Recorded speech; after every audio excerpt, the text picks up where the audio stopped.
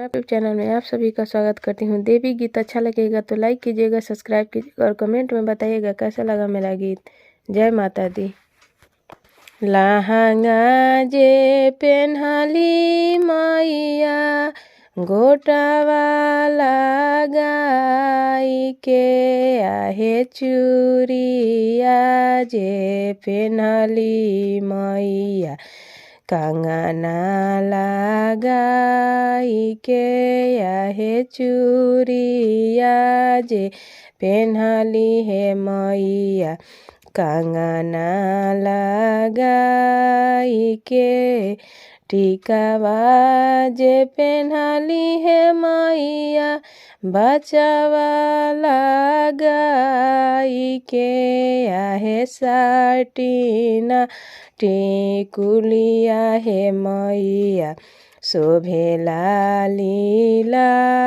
रहे आहे साटिना टिकुलिया हे मैया शोभेला लीला रहे हारवा जे पेन्हली हे मैया बचावाला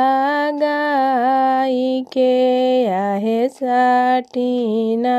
टिकुलिया हे मैया शोभेला लीला रहे आहे साटिना टिकुलिया हे मैया शोभेला लीला रहे डरकस पहिरली हे मैया डोरिया लगाई के आहे पायल पहिरली हे मैया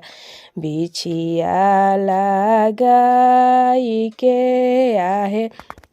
पायल पहिरली हे मैया बिछिया लगाई के सतमी के आइली हे मैया अष्टमी पूजा सहे आहे नवमी खोइचवा हे मैया दशमी विदाई हे आहे नवमी खोइचवा हे मैया दशमी विदाई हे आहे नवमी खोइचवा हे मैया दशमी विदाई हे।